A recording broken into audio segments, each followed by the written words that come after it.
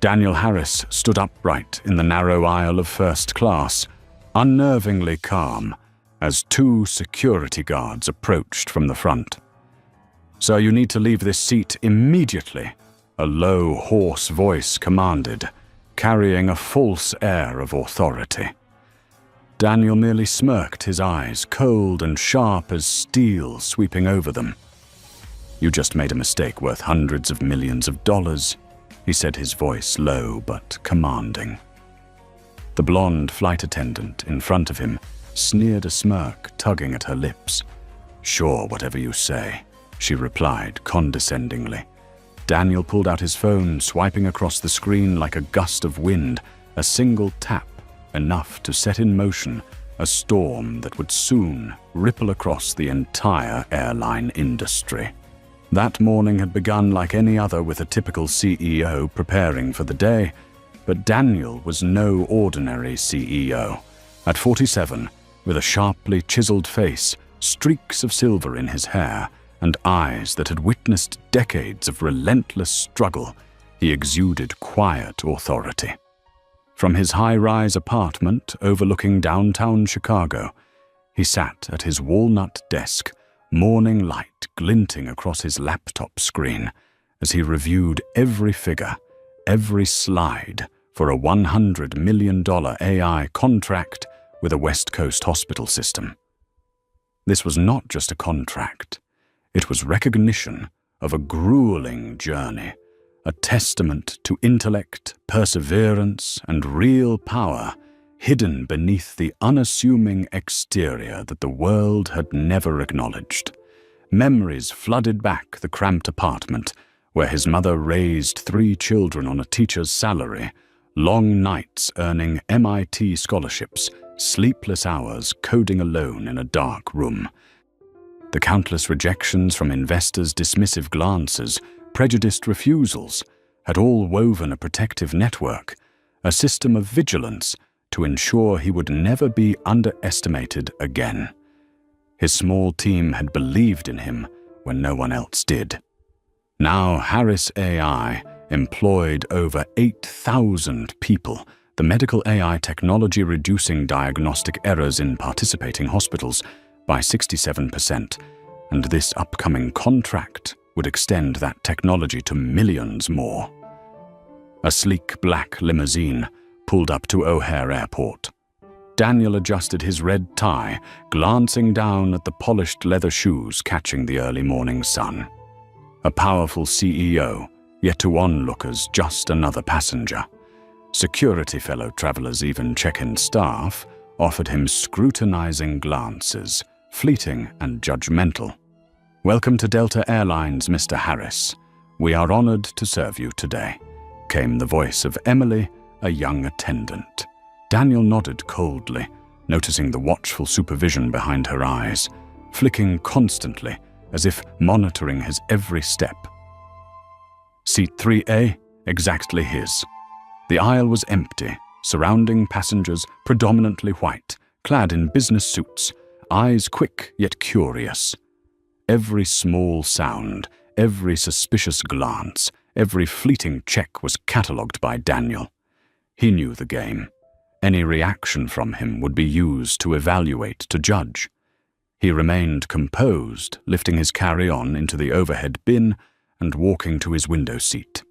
"Excuse me, are you sure this is first class?" Nicole asked, drawing out her words as if to ensure everyone could hear. Daniel remained silent, presenting his boarding pass for the 3rd time in 5 minutes. The attendant studied him intently, every gesture, every glance steeped in doubt. A middle-aged man appeared, flushed, stepping forward. "Sorry, but I think this passenger is in the wrong seat," he said, completely ignoring Daniel. The tension escalated. Nicole compared Daniel's boarding pass with the man's, her smile shifting from a smirk to one of satisfaction. "It seems there's a seat conflict," she said to Thomas, and Daniel felt the surrounding air thicken. A few passengers pulled out phones to record. Daniel stood firm, dignified as whispers, scrutinizing eyes and invisible prejudices hung heavily around him. "So we need you to come with us to resolve this," Travis, a tall security officer, commanded. Daniel turned his eyes, sharp voice, low and steady. "On paper, I have the right to this seat. I booked it long ago, paid in full, and have violated no rules. I want to speak with the manager." The air was thick, all eyes upon him. Some passengers avoided looking, others watched with morbid curiosity. Daniel pulled out his phone and called Amanda. "I won't make the 4 o'clock meeting. What just happened on the flight must be handled immediately." His voice was calm, but beneath it burned perfectly controlled anger.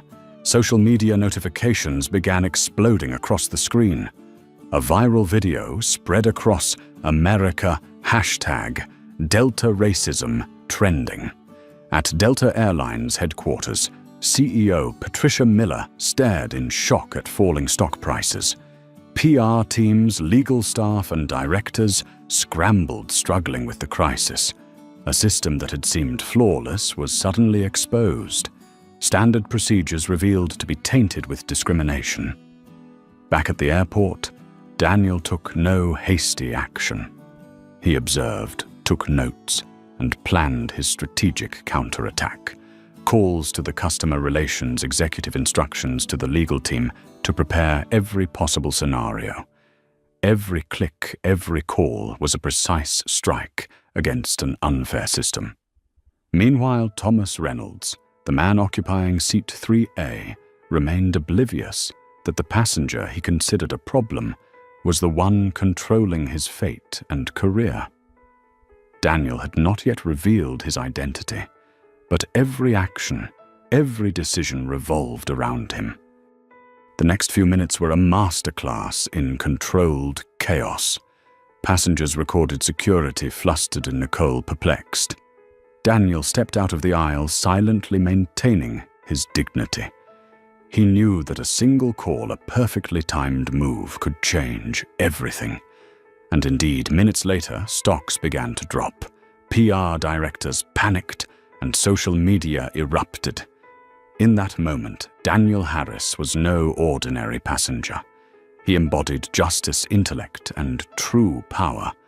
The staff and passengers had underestimated him, but now they would witness the full extent of his authority. Daniel Harris stepped out of first class, his gaze, cold heart, steady. Yet every tap on his phone was like an invisible blade striking straight at the biased operational system of Delta Airlines. Travis and Derek, the two security guards, followed closely, rigid hands on their radios, ready for any worst-case scenario. They had no idea that in front of them stood the only person capable of reshaping the entire fate of their company within minutes. "You will leave the cabin immediately," Travis repeated, his hoarse voice, striving for authority. Daniel said nothing, simply lifted his briefcase and walked calmly past the watching passengers, many discreetly filming. No one intervened. Some glances, curious, others avoiding the unfolding truth. The space was stifling heavy, as if even the light itself held its breath. Daniel moved toward the exit, pulling a chair aside to clear the way, a deliberate barrier between him and first class. Each step was precise. He paused, scanning the cabin. Scrutinizing eyes murmured whispers, mocking smiles, all like a mist of prejudice. He raised his phone, dialing Amanda Blake, his assistant voice, calm and measured, situation critical. No delays. Begin plan activation. Amanda caught every word, sensing the pressure, but understanding Daniel perfectly. "Understood, I am ready." "Where shall I begin?" she replied. Daniel scrolled through data in his mind market ticks, shareholder reactions. This was not just a personal issue, it was a strategic battle.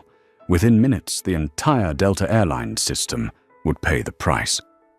Inside the cabin, Thomas Reynolds remained seated, confident, unaware that he had just been cast as the unwitting pioneer for a financial storm. Daniel had not revealed his identity, yet every action, Every decision revolved around this man. Nicole, the flight attendant, stood flustered, trying to maintain a facade of authority, but her eyes betrayed worry. Nearby passengers had their phones out, screens illuminating their faces, eyes curious yet tense. Daniel walked toward the Delta staff office at the terminal, each step radiating overwhelming energy.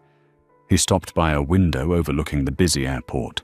Travis and Derek still watching, powerless to influence him. Every step, every phone tap calculated. He turned to Amanda, voice even yet steely begin. Check records, verify all information, activate media channels if necessary. At that moment, Daniel was no longer merely a CEO denied his seat. He embodied true power, hidden beneath ordinary appearance, underestimated yet holding complete control. He observed every flaw in the system, every procedural gap, every glance from the staff, all memorized. At Delta Airlines, CEO Patricia Miller had no idea the morning would turn into a nightmare.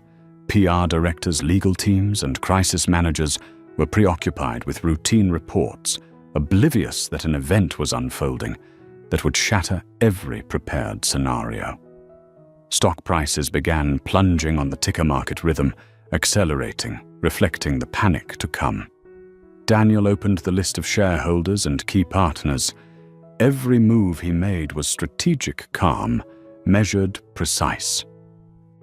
Every call, every click sent a message to the entire airline.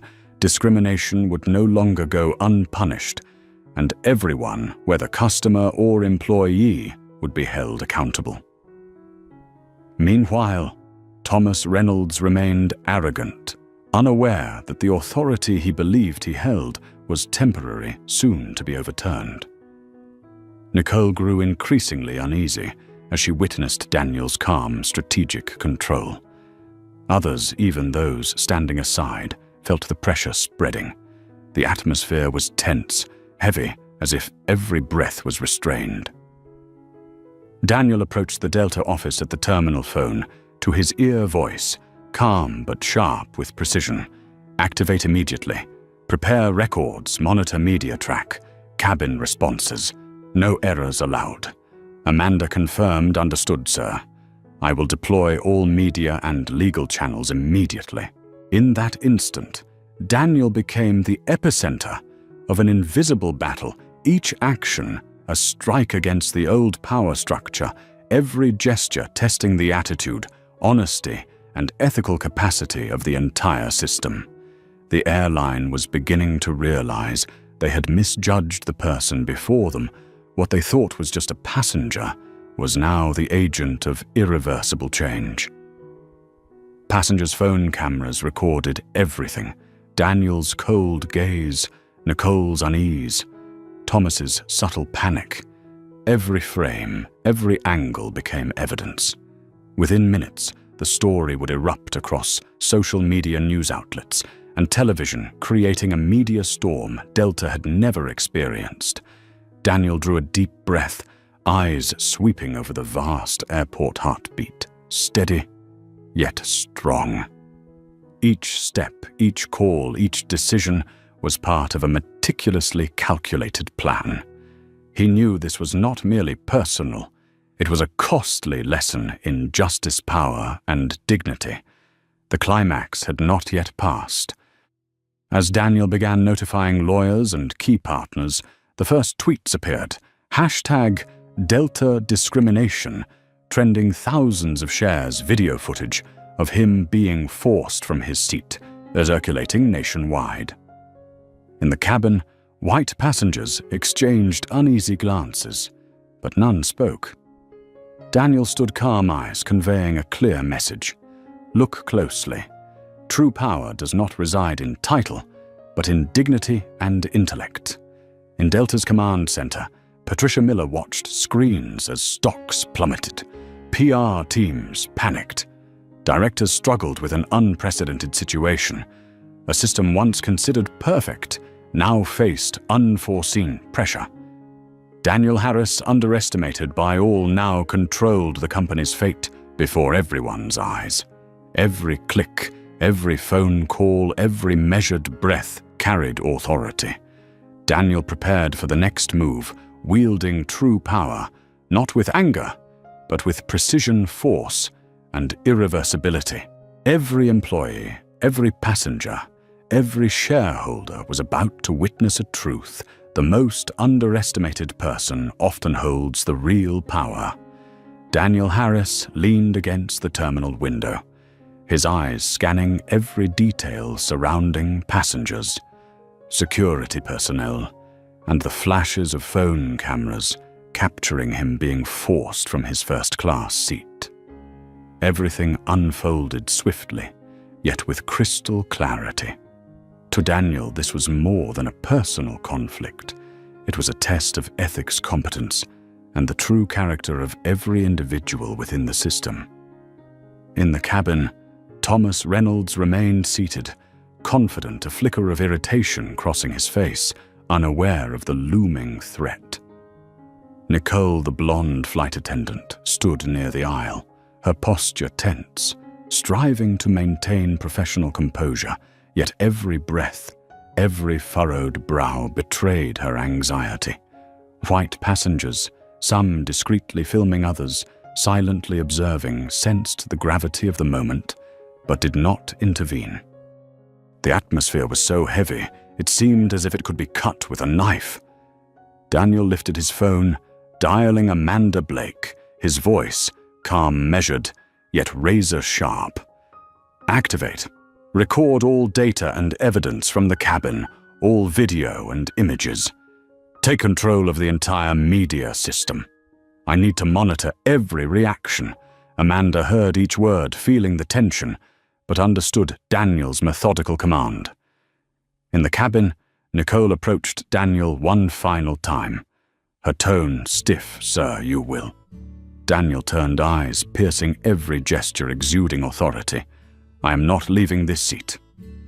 This is my seat. Membership card reservation confirmed. I have violated no rules." His voice was calm, yet the weight behind his words made Nicole pause. Silence fell for a moment, broken only by the subtle sounds of passengers, their anxious breathing echoing the tension. Thomas Reynolds furrowed his brow, trying to maintain arrogance. "Do you understand? This is my seat. I am a VIP passenger." Daniel smirked, his gaze unwavering. "Just because you think you are VIP does not mean I am unworthy of this seat. I am a legitimate customer. I paid for this. These are my rights." Each short, sharp sentence cut through the facade of Thomas's confidence like a blade. Nicole glanced around, seeking support from Thomas, but no one sided with them. Daniel stood tall, composed, still holding his briefcase. Passengers continued filming the glow of their phone screens, reflecting across their faces. Daniel knew every image, every frame would circulate, creating enormous pressure on the airline. Travis and Derek, the security officers, hesitated. They had never encountered someone like Daniel, calm, composed, yet holding latent power far beyond any warning they had received. Daniel lightly swiped his phone, sending an encrypted message to the legal and communications team: "Activate. Follow all steps as planned." From the cabin came murmurs, curious glances, phone clicks forming an electric tension. Daniel looked at Thomas, eyes cold, unyielding. Thomas began to feel unease, yet clung to his arrogant posture. Nicole was now speechless. Every movement she made was being observed, each action potentially becoming evidence. Daniel advanced slowly, each step deliberate toward the service counter.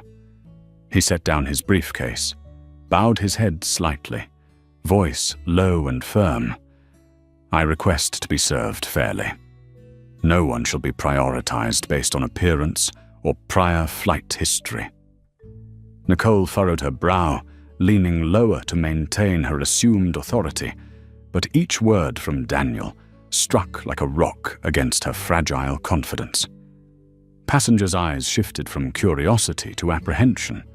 An older passenger seated beside Thomas discreetly filmed. Another whispered, "He knows exactly what he's doing."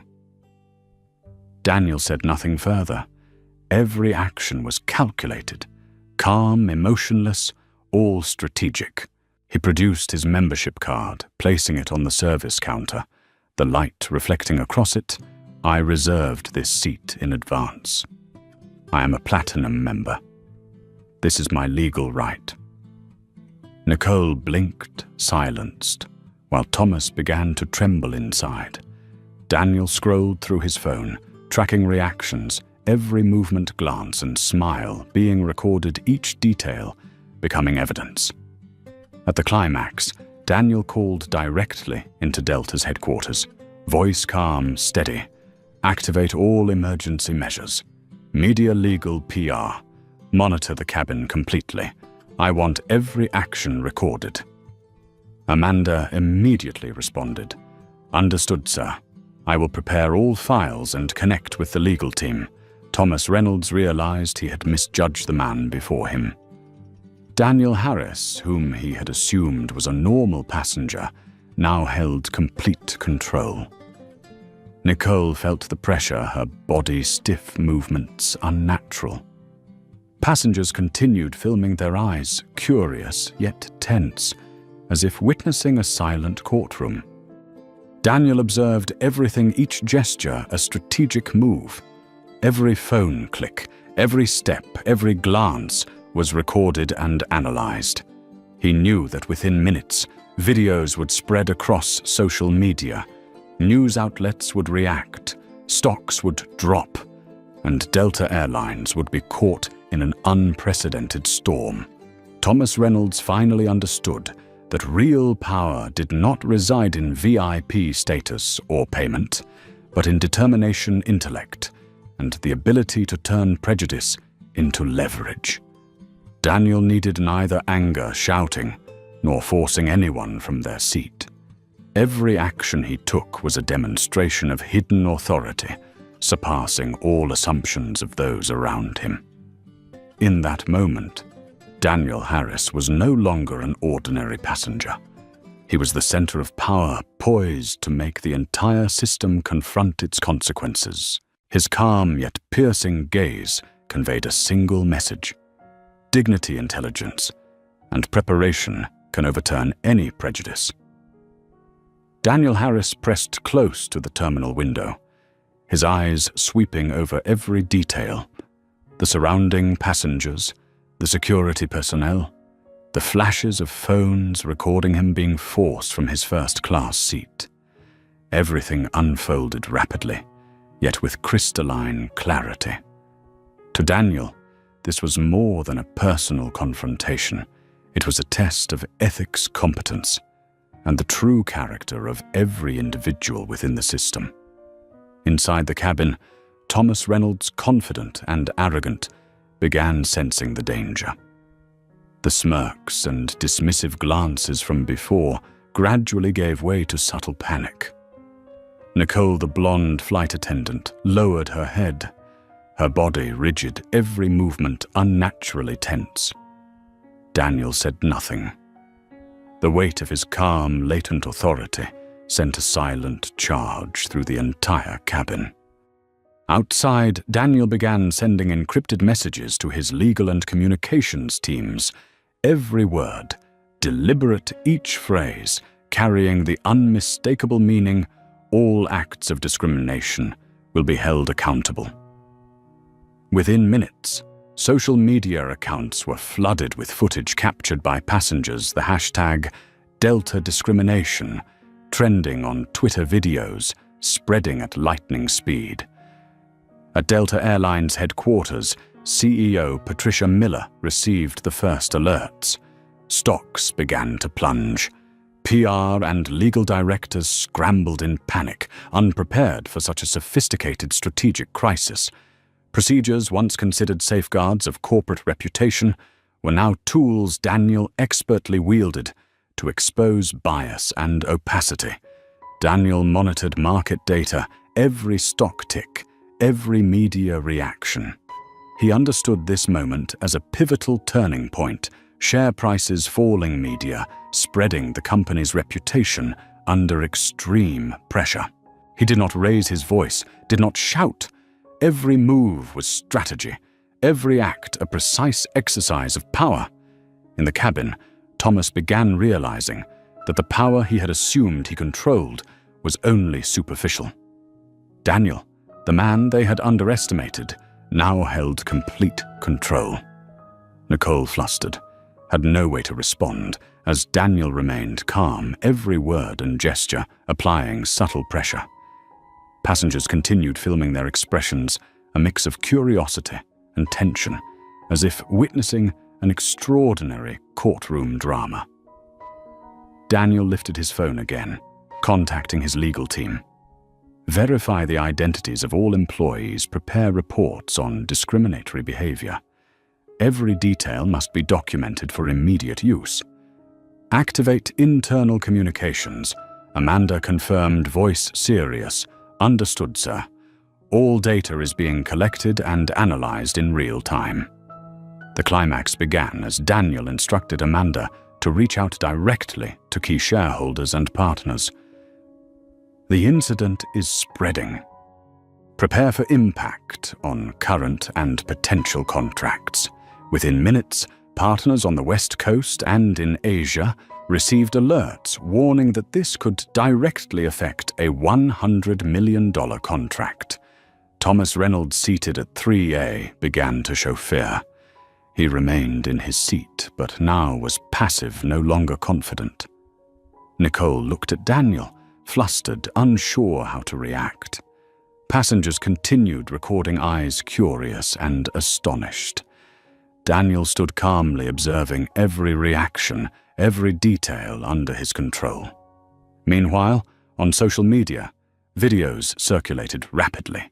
Clips showing Daniel being asked to leave first class, his composed but commanding demeanor, and the crew's flustered reactions went viral. Delta Airlines' stock plummeted. PR and legal teams at headquarters struggled to maintain control. What had seemed like a routine situation escalated into a full-scale crisis with Daniel Harris at its center. Daniel opened additional applications tracking the hashtag Delta discrimination. Each share, each comment, became indirect evidence, exponentially increasing pressure on the system. He looked at Thomas Reynolds with cold precision. Every action has consequences. Every prejudice will be exposed. Thomas could not respond. Nicole, stiff and immobile, dared not move. In the following minutes, Daniel coordinated legal calls. Every detail was logged the moment he was asked to leave, how staff interacted, every glance, gesture, and passenger reaction. Each piece of evidence became a building block in the legal framework Daniel was preparing. Within the cabin, the psychological pressure on Thomas and Nicole intensified. Every look, every phone flash reminded them true power does not reside in titles or money, but in the ability to apply intellect, strategy, and steadfast determination. Outside the terminal, Daniel instructed Amanda review all past flights, all complaints, all customer records. Prepare detailed legal and communication scenarios. I want this airline to understand that discriminatory actions will be costly. Amanda replied, promptly, executed. All departments are preparing data compiled in real time. Back in the cabin, Daniel returned to seat 3A, calm as if nothing had occurred. Thomas Reynolds lowered his gaze, unable to meet his eyes. Nicole, anxious and awkward, could not respond. Passengers continued filming, whispering, He really knows what he's doing. Every moment, every gesture of Daniel served as a subtle lesson in authority. The underestimated individual can shake an entire system if intelligence, dignity, and resolve are properly applied. That morning at Delta Airlines headquarters in Atlanta, The first tremors appeared like tiny cracks in concrete before the entire ground collapsed. Patricia Miller, the CEO, hurried down the wide corridor, still holding a cup of coffee. She had no time to drink. Her phone buzzed incessantly, each alert sounding like the heartbeat of a cornered beast. Stocks are dropping. Social media is exploding. PR demands an emergency meeting. Another video just went live. The cacophony of alerts crashed over her like a storm. Meanwhile, at Chicago's terminal, Daniel Harris sat in the luxurious lounge, his gaze not on the morning news on TV, but scanning every development through his laptop and phone. Every market update beat like a pulse in the strategic symphony he was orchestrating. Delta's stock had fallen 3% within 17 minutes of the first video going viral, then 5%, then 7%. Silent drops, but to Daniel, each percentage point was an alarm warning of a system long complacent in its own authority. In the cabin of that fateful flight, the atmosphere had shifted entirely. Passengers no longer saw Daniel as a suspect. They saw him as a focal point of influence, a small flame capable of igniting an entire forest. Thomas Reynolds shrank into his seat, lips dry and tight. A man used to giving orders, accustomed to being prioritized, now found himself an unwilling spectator in a story he helped create. Nicole, the flight attendant, stood by the cabin door, hands clenched, face flushed with anxiety, unsure whether she feared being filmed, losing her job, or Daniel's calm, commanding gaze. Daniel walked deliberately toward them, not to confront, but to observe. His mere presence revealed the truth, the attitudes, the glances, the treatment of a passenger presumed unimportant. But now everything had reversed. Nicole no longer dared utter a sharp word. Thomas could not assert his authority. The cabin fell silent like a cathedral.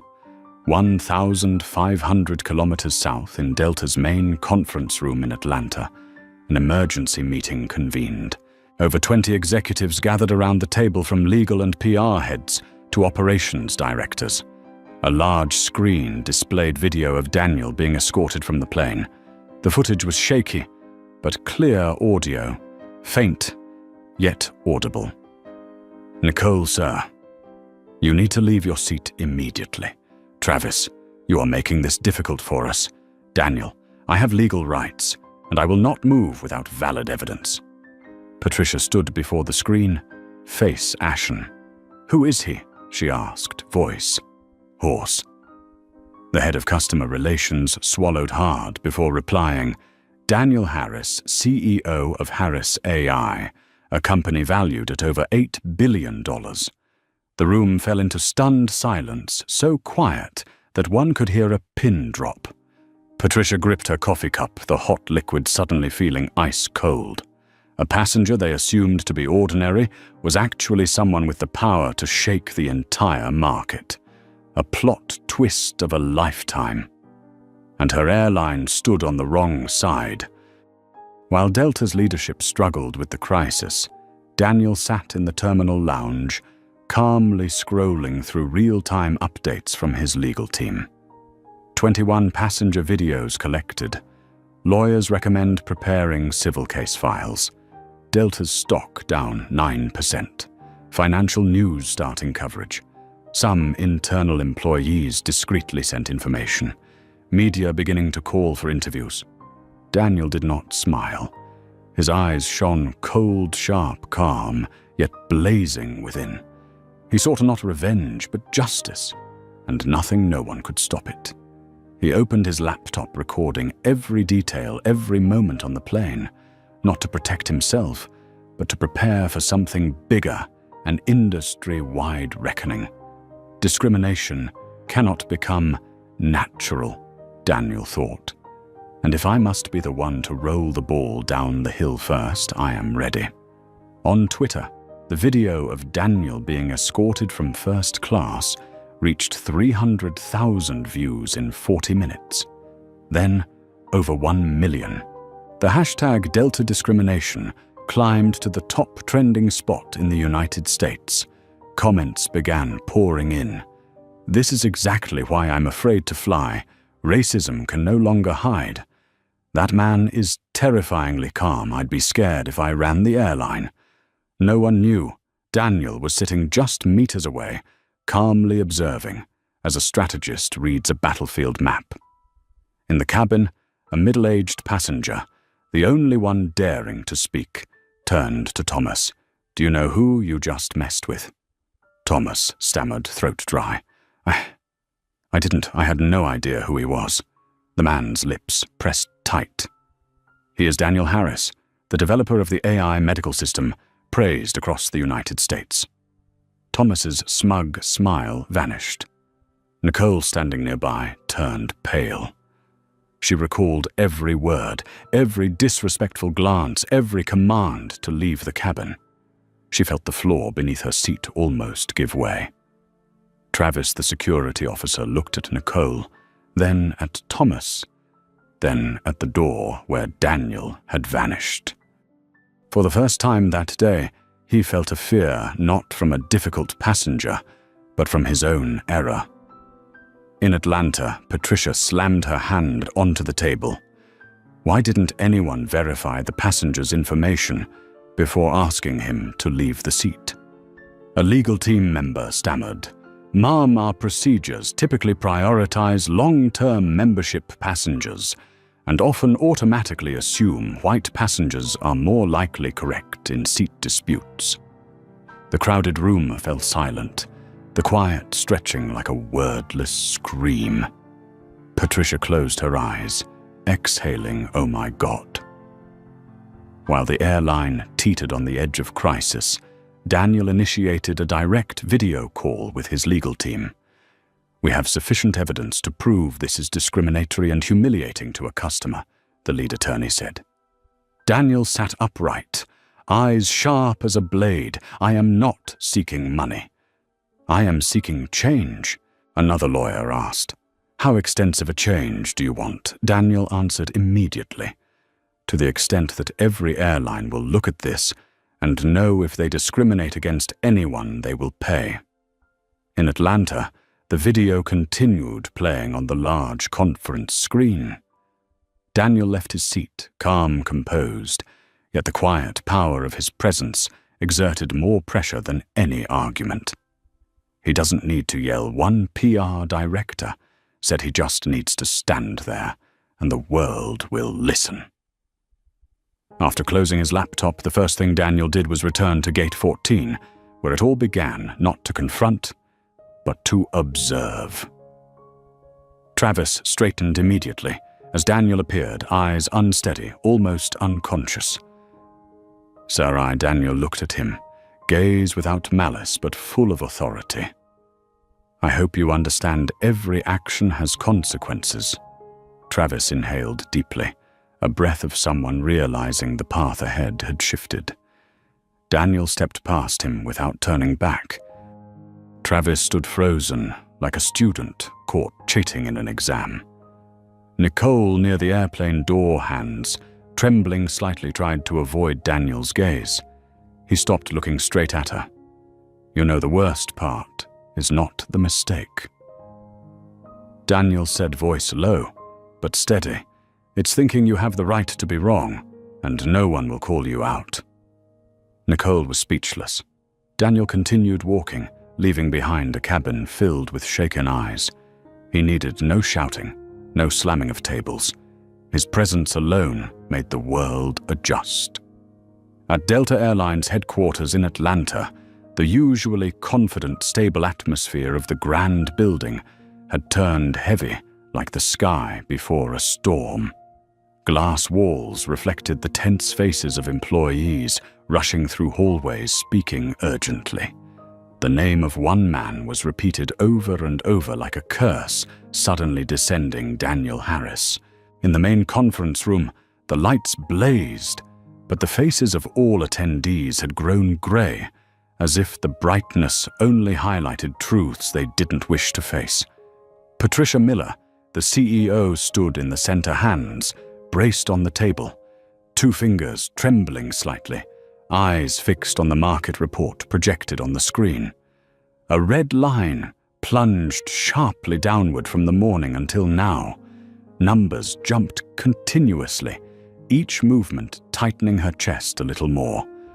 "We've lost 12% of market value in less than 2 hours, the CFO reported, voice quivering. "And it's still falling." "And social media?" Patricia asked, her voice cold but strangled at the end. The head of communications swallowed, advancing the next slide. Delta discrimination, flying while black, justice for Daniel, along with a stream of localized hashtags spreading across major states. 1 million views in 40 minutes, he said, now exceeding 10 million. The room fell silent.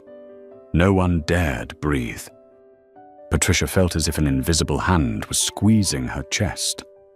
Just one passenger, no, she knew better. Not just one passenger. It was Daniel Harris, CEO of a multi-billion-dollar AI company.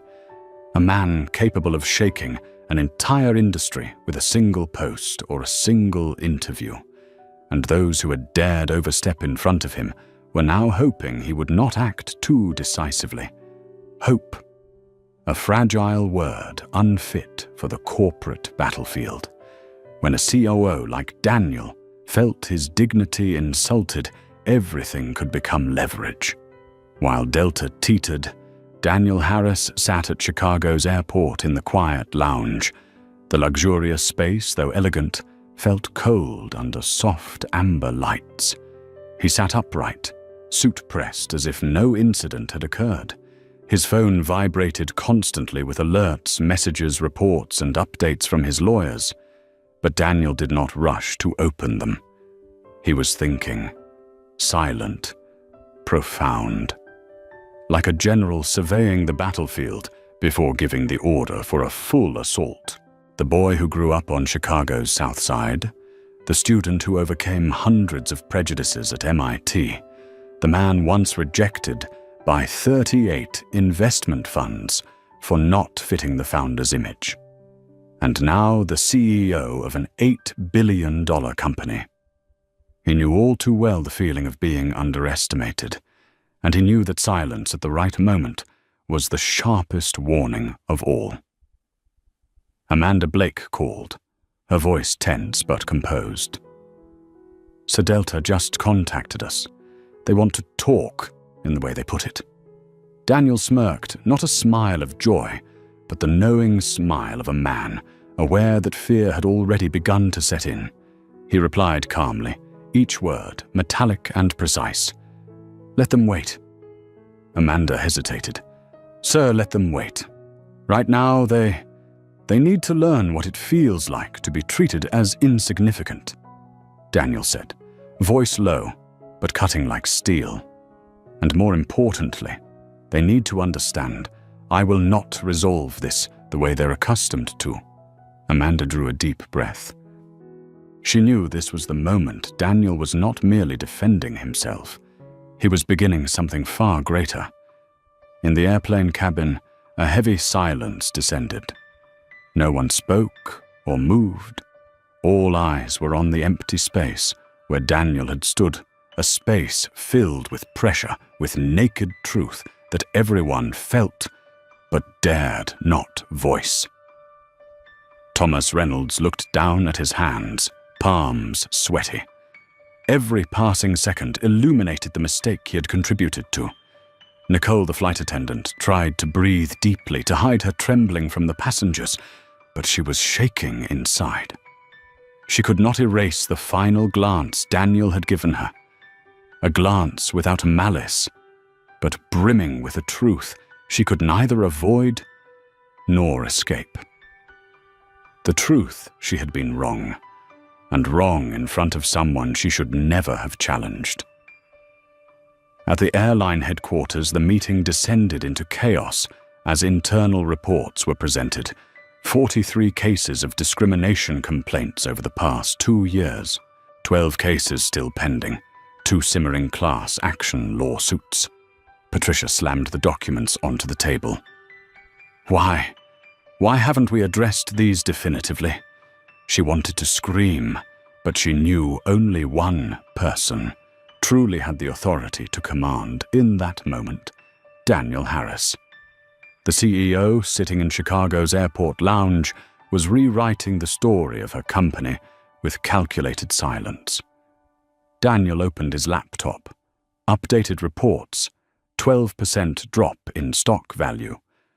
$680 million wiped from market capitalization. Over 50,000 opposing comments. 7 major media outlets requesting exclusive interviews. 1 human rights organization seeking contact. He did not react immediately. He turned to watch the runway through the glass planes, taking off in constant sequence. But today, each aircraft symbolized something for him. Power can lift people, but prejudice can pull them down. He called Amanda again. I want Delta's operational history for the past 3 years. All complaints from people of color, incidents of being forced from seats, and the airline's responses. Everything. Amanda responded almost instantly. I have requested the legal team. We will have the report in 45 minutes, sir. Daniel nodded, eyes sharp and focused. Good. Let's start building the case structure. In Atlanta, Patricia received another update. Financial news outlets had tagged Delta facing possible billion-dollar crisis. Not millions, not hundreds of millions, billions. She stepped back, gripping a chair to steady herself. A PR director spoke, as if gasping for air. If Daniel Harris pursues this case, we could lose not just money, but market trust. Reputation, another added quietly. Credibility, a third whispered. Patricia clenched her hands. No one dared say more, yet all understood Daniel had the power to determine Delta's future if he chose to. In the lounge, Daniel received a call from Harris AI's senior legal advisor. Mr. Harris, the female lawyer's voice, was clear, sharp. With the evidence we've gathered, you have the opportunity not only to win the case, but to compel them to overhaul their entire internal process. Daniel closed his eyes, absorbing each word. He thought of people like him, those who had never had the chance to stand up. He opened his eyes, gaze sharp as a sword. I do not want them to fail. I want them to change. The lawyer was silent for a few seconds, then said, Then we will force them to change at the root. At that moment, Patricia received a call from a board member. Patricia, we need to speak. Immediately. A cold, sharp voice rang out. We are in free fall. Daniel Harris is not someone we can negotiate with lightly. You must apologize in person. Patricia swallowed. But we already sent an apology, not by email. The voice interrupted. Direct, public, sincere. And if he does not accept, Patricia asked, voice-breaking. The reply was blunt. Then prepare to resign. The room fell silent. Patricia felt every word slice into the honor and career she had built over 27 years. Daniel stood briefcase in hand. The rhythm in his eyes slowed, as if the storm outside could not touch him. He knew what he was about to do, and he knew when he acted, it would not just be a response, it would be a declaration. He approached the Delta customer service counter at the terminal.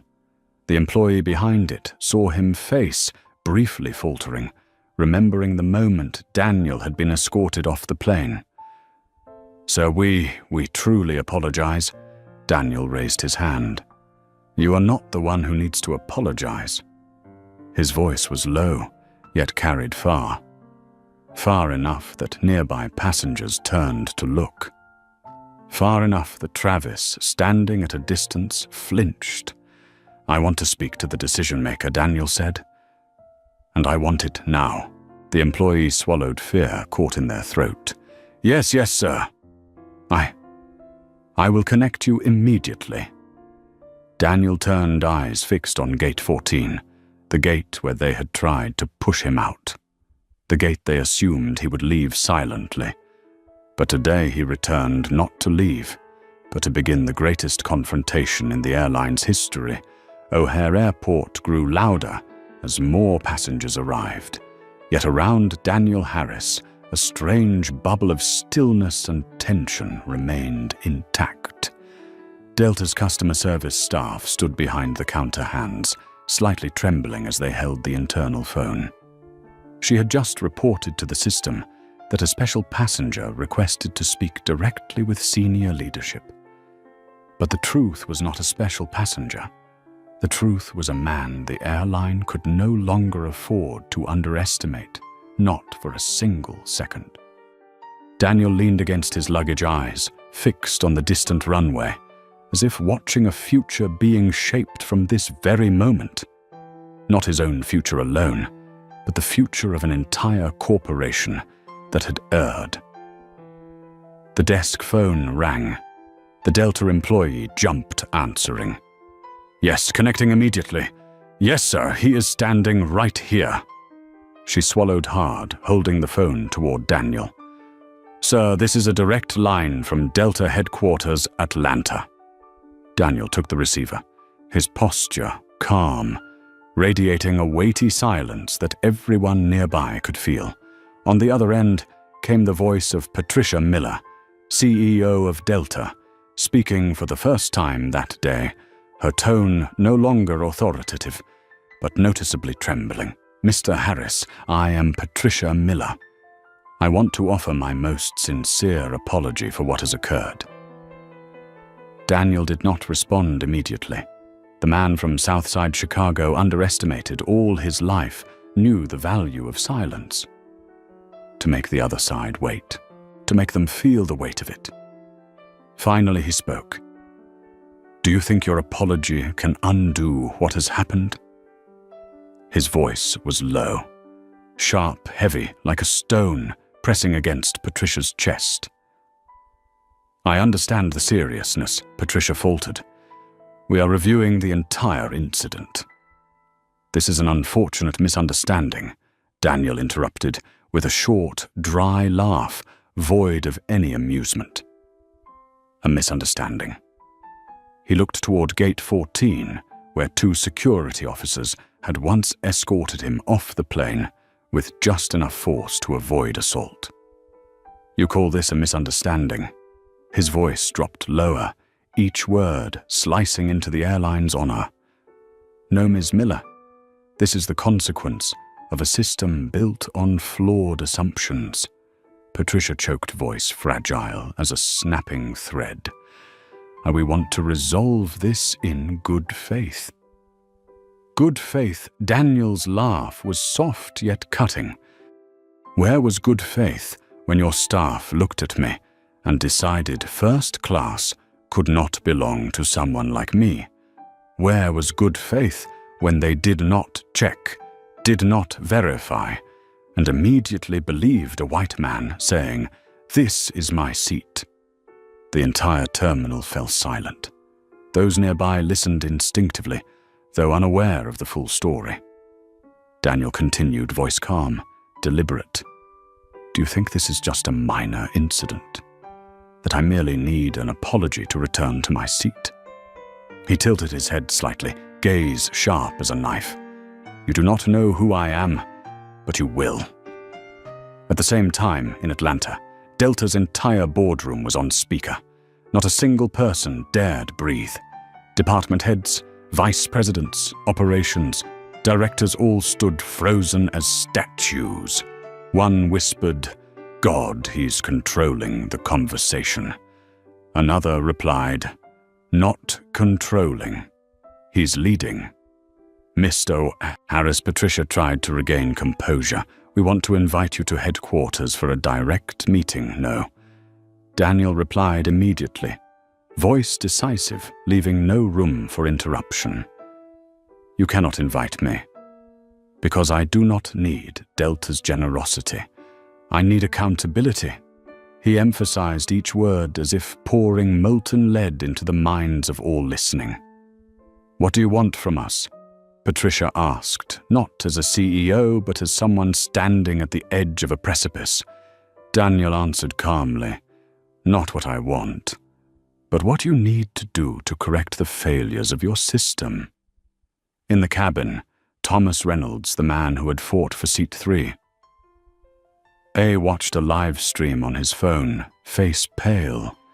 For the first time in his life, he felt the weight of being on the wrong side visible to the entire world. Nicole stood at the rear of the cabin, tears brimming. Not because she feared losing her job, but because she realized she had been part of the problem. Patricia stammered, "No. Harris, what do you want us to do?" Daniel checked his watch, gaze piercing as if drilling into her mind. "I will work with my legal team, but right now, you need to take 3 actions. Immediately." The air went still. Everyone in Atlanta fixed their eyes on the speakerphone. Daniel spoke slowly, each word falling like a boulder. "One, stop calling this a misunderstanding. This is discrimination." Patricia swallowed but dared not argue. 2, issue a public apology. No PR spin, no euphemisms, no ambiguous wording. Patricia's face tightened as if struck. 3, from now on, all complaints regarding racial discrimination must be reviewed by an independent department, not internal Delta staff. In Atlanta, the room buzzed with worry, confusion, panic. Daniel added, "And I have not even addressed the rest. You will hear the details in the official meeting with your entire senior management team present." Patricia gripped the edge of the table. "Mr. Harris, we will review." Daniel took a calm breath. "Not review, Ms. Miller. Execute." Then he delivered a final strike, one no one in Delta's boardroom had anticipated. "You have exactly 24 hours to issue an official statement. If not, I will exercise my true power." In Atlanta, the CFO jumped from his seat. "God, if he goes public. The PR director, cut in. The stock will halve." Patricia nearly collapsed. "Mr. Harris, please give us time." Daniel's voice was low, cold, yet without malice. "Time is the one thing you refused me when you forced me from my own seat." He set down the receiver. Not hung up, not powered off, not fleeing. He placed it down as if setting a period at the end of the airline's excuses. The terminal fell silent. Those around did not grasp everything yet, all felt it. This moment had changed everything. Daniel picked up his suitcase, walking toward the glass doors overlooking the runway. A plane took off, sliding into the sky. He followed it with his eyes, not as a victor, but as a man weighing something far greater than himself. In that moment, the truest emotions rose within Daniel: outrage, sorrow, determination, all merging into a quiet, unyielding power. In Atlanta, Patricia sank into her chair. "What do we do now?" she asked, voice like ashes. The head of legal whispered, "We must change, or he will change us." Daniel turned toward gate 14. No one dared meet his eyes. Not out of fear, but because they felt ashamed on behalf of the system they served. He stood still for a few seconds, eyes closed, breathing lightly. Then he opened them, resolute, determined. This was only the beginning. In Atlanta, the glass walls of the 27th floor conference room reflected the stunned face of Patricia Miller.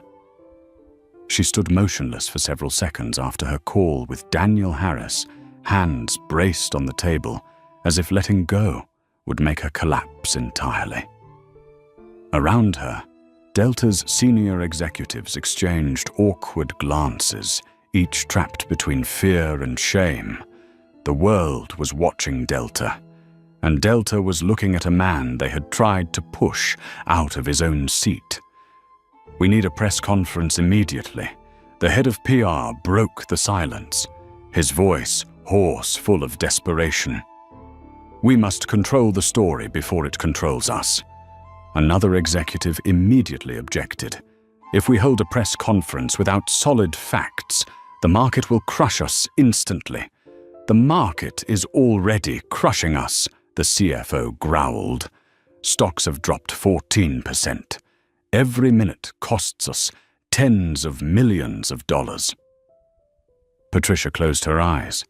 14% a number heavy enough to weigh down an entire career.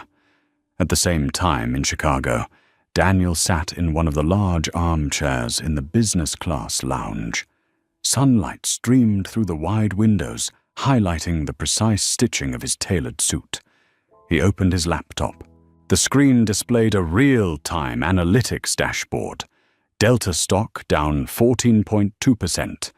21 international news outlets reporting 8 million views on the first video. 4 million views on the second video, focusing on Nicole. 2,300 posts analyzing airline discrimination. Daniel exhaled softly, not out of pride, not out of glee, but because of pain. Pain over an incident that could have been avoided if just one person at Gate 14 had said, "Let's check the system." But no one did. Not a single person. He closed his eyes briefly. Images flooding in, children of color. Denied opportunities, patients dismissed men, judged for their skin tone, all igniting a smoldering fire within him. Back in Atlanta, a Delta monitoring room displayed dozens of screens with passenger videos being analyzed. Data analysts tried to piece together every second, every angle. A young employee burst into tears at his workstation. "Oh my God, we treated him like that." Another spoke voice, trembling. "Not just him. I'm looking at older reports. This isn't the first time." The lead analyst turned sharply. "What do you mean?" The employee held up a digital file. 36 similar discrimination complaints, all handled internally and removed from the system. The room fell silent. Only the sound of typing and the hum of air conditioning remained. "Our system, it's really broken," the employee whispered. This was no longer Daniel's story alone. It was a mirror reflecting the truth of an entire corporation. On the 27th floor, Patricia stood abruptly. "I want a list of all discrimination complaints from the past 3 years. The head of legal hesitated. Ms. Miller making this public could be damaging. Patricia spun around, eyes red-rimmed. "And if Daniel Harris makes it public before we do," fear spread through the room like a poisonous gas. No one spoke. No one needed to. In Chicago, Daniel received a call from Harris AI's internal communications team. Some major networks have requested interviews: CNN, NBC, ABC, Bloomberg, Al Jazeera, and several other international channels. Daniel looked at the list. This was not a list of media. This was a list of weapons. Another assistant said, "You only need to say one word, just one word. Delta will be in an unrecoverable state." Daniel inhaled softly, a long yet powerful breath. "No," he said. "We will not attack. We will let the truth speak for itself." His eyes shone with resolve. "But if they try to bury the truth, we will dig it up." On Flight 768, where it all began, the cabin remained silent like a wordless symphony. Thomas Reynolds stared at his phone, replaying the video where he appeared face full of arrogance, pointing at Daniel, insisting, "This is my seat. This person is in the wrong place." Now, seeing it again, Thomas felt that face as foreign as if it belonged to someone else. At the rear of the cabin, Nicole, the one who had treated Daniel with a cold gaze, shook her body, barely able to stand. A colleague placed a hand on her shoulder.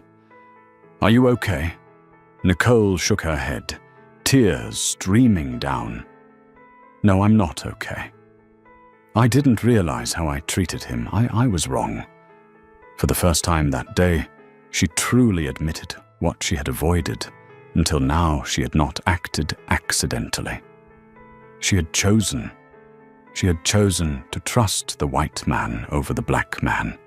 In Atlanta, the meeting had reached a taut breaking point. "We need to act before he does anything else," an executive said. The head of legal spoke up. "Ma'am, we have a suggestion." He flipped through documents. "We could offer a settlement, a substantial financial sum." Patricia clenched her jaw. "Money will not fix this." "But it might delay things," the legal head replied. Patricia turned to the CFO. "How much could we pay without going bankrupt?" The CFO lowered his head, speaking quietly. "A maximum of $20 million.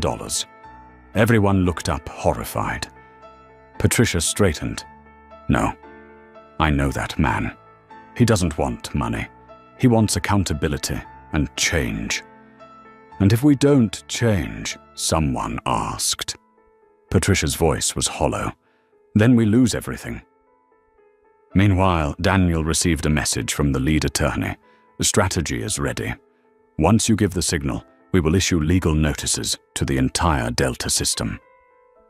Daniel put the phone down. He looked at his hands.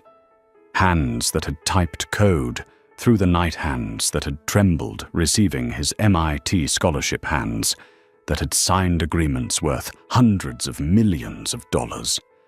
And today those same hands could make a corporate giant bow. But he did not tremble. He did not rage. He did not seek revenge. He did this so that others would not endure the painful silence he once had to bear. In Atlanta, the chairman of the board had just entered the meeting. He set his phone down and said something that froze everyone in place. "Everyone, Mr. Harris, has just refused our apology." Patricia grabbed the edge of the table to steady herself. "What did he say?" she asked, voice shaking. He said the chairman read from his notes. "An apology only matters when it comes with acknowledgement. Delta has acknowledged nothing." In Chicago, Daniel stood straightening his suit. He had just learned that Delta would hold a press conference within 3 hours, and the media was waiting for his response. He stepped to the window, looking through the thick glass. Blue sky planes taking off, but Daniel did not see steel or machinery. He only saw lives crushed by prejudice. And he whispered to himself, "Let's begin." He tapped into his phone. "Schedule them for the official meeting. I will attend." Just one sentence. But in Delta, that one sentence was the final alarm bell. In Atlanta, when the message was read aloud, Patricia could not hide her horror.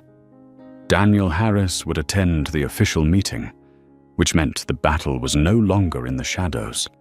It would unfold before the entire Delta leadership, with no escape, no avoidance, no PR maneuvering. The shockwave that began at Seat 3A had now reached the heart of one of America's largest airlines, and the system, massive, arrogant, seemingly invincible, was finally beginning to tremble. The Delta Airlines conference room in Atlanta was blazing with light, but the brightness did nothing to warm the room. Instead, it revealed the tension etched into every face inside.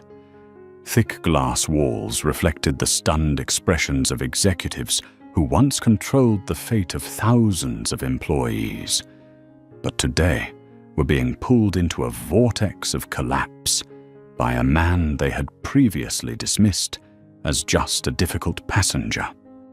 The long conference table sat neatly in the center, facing a massive screen broadcasting live news. Delta stock down 17.3%. Red headlines scrolled across the screen. Human rights crisis at Delta Airlines. Customer discrimination. CEO responds. International partnerships at risk. Each line felt like a knife, twisting in Patricia Miller's throat. She had spent nearly 3 decades building her career, and now it teetered on the edge of collapse over one wrong decision in first class. The display flashed a new line. Daniel Harris has arrived. Every head turned to the door. No one spoke, but the silence said it all. They were afraid. Not of the man himself, but of what he represented: justice for a system they had long disregarded. The door opened. Daniel Harris stepped in. His pace was neither fast nor slow, yet carried a peculiar weight, as if he brought a carefully prepared storm with him. Dark blue suit, deep red tie, calm expression. No anger, no vindictiveness, only the composed authority of a man who knew he was right and knew he held the real power in this room. Patricia forced herself to stand and extended a hand. "Mr. Harris, thank you for coming." Daniel studied the hand for a few seconds, fingers trembling slightly, trying to seem strong, but his all-seeing gaze penetrated the truth. This was not the hand of a confident CEO. This was the hand of someone desperate for survival. Daniel did not shake it. He simply sat in the chair at the head of the table, the seat reserved for the CEO. No one objected. No one dared speak. Sitting there, Daniel sent a silent message. "Today I am the leader in this room." The air thickened. The meeting began. The head of legal stood rehearsing an apology. "Mr. Harris, we sincerely apologize for the incident that day. We are conducting an internal investigation to determine the cause." And Daniel raised his hand, simple but commanding, silencing him instantly. "I did not come here to hear apologies written by your PR team." His voice was deep, not loud, but sufficient to dominate the room. "I came to hear Delta face the truth." Patricia inhaled sharply, forcing herself to speak. "Mr. Harris, we admit the incident was mishandled. And we know," Daniel said, gaze sharp as a blade, "not mishandled. It was handled with prejudice." The room fell into complete silence. A young executive stammered, "Mr. Harris, we assure you Delta has no discriminatory policies. I am not talking about policies." Daniel cut in, leaning forward, eyes so sharp the room felt drawn toward him. "I am talking about your people. Your people looked at me and decided I did not belong in first class. Your people believed a white man without verification. Your people thought it was normal to force me off the plane." Daniel paused, letting the weight of the truth sink in. "And your people," he continued, "slowly cost this airline nearly $1 billion in 12 hours. Patricia could no longer hide her fear. Her hands trembled violently. Daniel opened his laptop, typing a few keys. The large screen changed video footage from that day, on the plane, captured from 5 different passengers' angles. Sound filled the room. "Sir, you need to leave the cabin immediately. This seat is mine. I booked it last month." "Unbelievable. Is he really in first class? I just want to ensure the flight runs on time." Daniel's voice in the clip, calm yet icy. "Do not treat me as if I have no rights." Every line struck the faces of the executives, whitening them slightly. When the video ended, Daniel spoke. "That is the truth. And here?" He pressed again. The screen displayed statistics: 36 discrimination, complaints that had not been properly addressed in 2 years. "This is your system." No one dared contest him. The head of legal tried to speak, who we didn't know.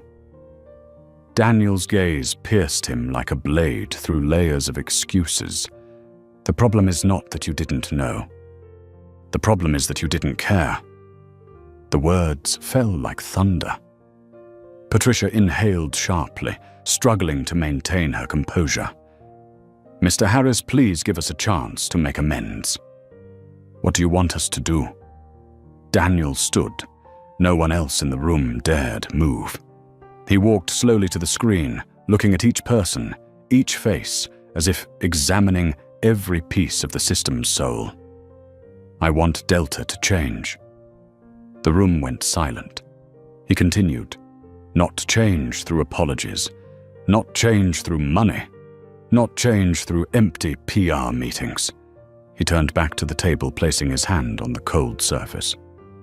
"I want Delta to change through real action," Patricia asked softly. "Mr. Harris, please clarify." Daniel enumerated each point, voice deep and sharp like a verdict. 1. Publicly acknowledge full responsibility. No evasion. 2. Terminate or suspend all employees involved in the incident, including indirect management. 3. Establish an independent oversight committee to handle all discrimination complaints. 4. Require all Delta employees, from flight attendants, pilots, security to senior management, to undergo bias training. 5. Publicly release quarterly data on discrimination incidents and progress of reforms. 6. Restructure the entire customer service department. Daniel paused. The room remained packed, yet silent as a tomb. Patricia's voice trembled. "All of that will cost us hundreds of millions of dollars." Daniel looked directly at her. "You've already lost nearly 900 million. And if you don't implement these measures," he said, voice not raised, but cold as steel, "Delta will lose even more." No one spoke. A young executive attempted, "Mr. Harris, maybe you just want a settlement check." Daniel turned to him, gaze sharp enough to make him step back. "I am not doing this for a check." He spoke slowly and clearly. "I am doing this because the injustice has existed far too long in your airline." Daniel stood straight, adjusted his suit. "If Delta does what I demand, I will agree to work with Ms. Miller and the board to set a new standard for the industry." Patricia gasped. An executive whispered, "My God, he wants to restructure the entire industry." Daniel smiled faintly. "I do not want to restructure. I want to repair." Then he spoke the final words, sealing the fate of the corporation. "But if Delta refuses, I will personally involve the federal government to investigate your system." The words exploded through the room, shaking chairs. This was no longer a threat. This was real power, the power of a Fortune 500 CEO, the power of a man long underestimated, yet wielding a voice that could shake markets, the power of truth. Patricia lowered her eyes, knowing the battle was not Daniel versus Delta, it was Daniel versus the system Delta represented. She stood, hands on the table to steady herself, voice trembling but firm. "Mr. Harris, Delta Airlines accepts all." Daniel nodded slightly, as if he had just forced the waves to change course. "Good." He turned and walked to the door. As his hand touched the handle, Patricia called after him, voice hoarse, "Mr. Harris, why are you doing all of this?" Daniel paused, did not turn, and his voice rang deep and heavy like an oath. "Because there will be another day, another flight, another man, another woman, another child, another skin color, and when that day comes, they will deserve to be treated right." The door opened. Light from the hallway shone in. Daniel stepped out, standing tall and strong. The door closed behind him, leaving a Delta Airlines with no way to turn back. Delta had been redefined, and the world would never be the same. Dawn cast a fiery orange glow over Atlanta, but for Delta Airlines, that light did not herald a new day. It felt more like the approach of a trial than a beginning. Just hours after the fateful meeting with Daniel Harris, the atmosphere at the corporate headquarters had not eased. Every department, from communications, legal human resources, to risk management, raced as if trying to undo months, even years of inaction in a single night. The large conference room door remained ajar. Inside, Patricia Miller sat motionless like a statue. Beside her, board members still debated the specifics of the restructuring plan, but the real challenge was not deciding what to do. It was accepting that everything old had to be dismantled. "We have no choice," the chairman said, voice hoarse but firm. "If Delta does not change, our existence will become a joke." No one objected. Not a single soul. That heavy consensus marked the final sign of an era. Meanwhile, in Chicago, Daniel Harris opened his eyes after a late night. His penthouse apartment overlooking the city was shrouded in a thin mist. He slipped on a jacket and moved to the window. Below, streetlights still glimmered, a few taxis weaving through the early morning, leaving streaks of golden light across the streets. Daniel stood quietly. He was not thinking about Delta, not about stock prices, not about yesterday's tense meeting.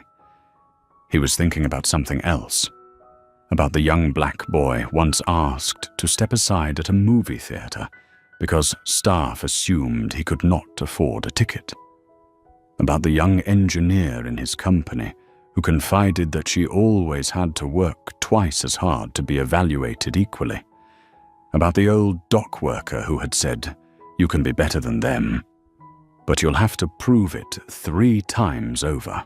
Daniel clenched his fists lightly. Yesterday he had not fought for a first-class seat.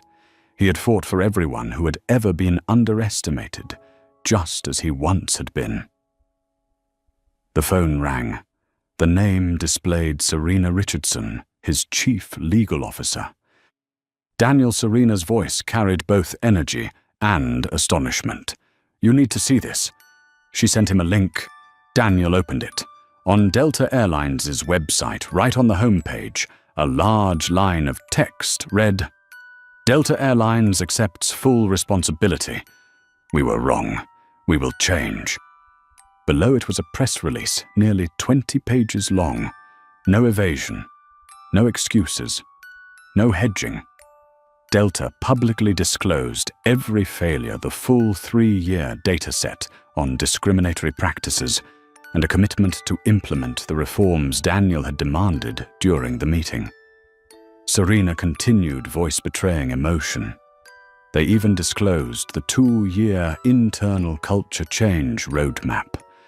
Daniel, Delta is not just apologizing. They are surrendering to the truth, and they are allowing you to oversee the reform process. Daniel closed his eyes, not from fatigue, but because he could feel clearly that a massive system was kneeling not before him, but before the values he championed. 2 hours later, Delta held the largest press conference in its history. All major US media were present. CNN, NBC, Fox, the New York Times, the Washington Post, Al Jazeera, BBC. The world was watching. Patricia Miller, face pale but eyes clear, stepped up to the podium. The audience fell silent. She stated plainly, "Delta Airlines has discriminated. Not may have, not accidentally, not misunderstanding, but has." One word, yet heavier than any justification she had offered in 20 years as CEO. The room erupted in camera clicks. Patricia continued, "No words can excuse what happened to Mr. Daniel Harris, and no apology can make amends for other customers who experience the same." She looked directly into the camera.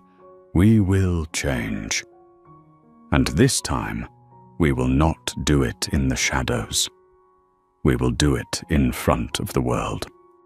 A reporter asked, "What led you to make this decision?"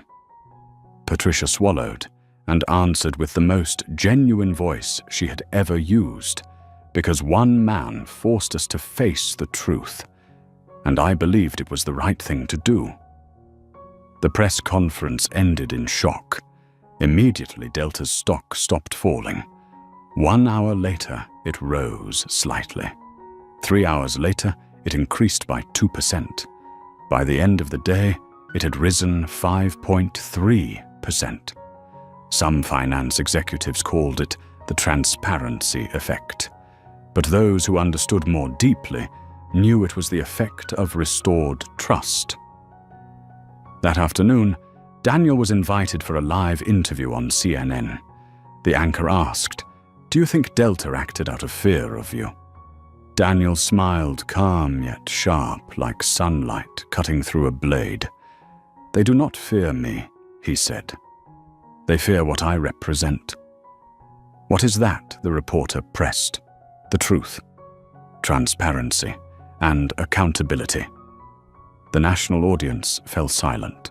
48 hours later, Delta announced Mr. Daniel Harris will join the Independent Reform Council, overseeing the company's progress over the next 24 months. Other airlines immediately followed suit.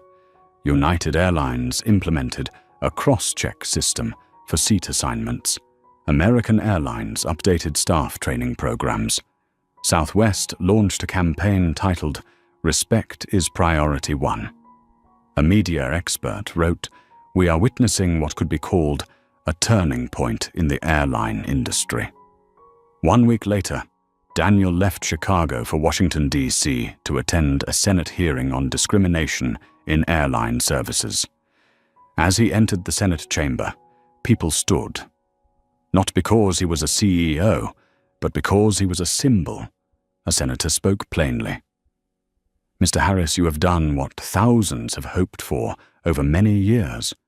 You have made a system bow."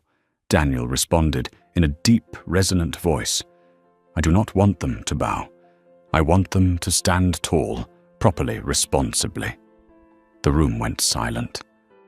2 months later, Delta Airlines officially implemented the new code of conduct. Employees lined up for the new training programs. The independent oversight system operated robustly.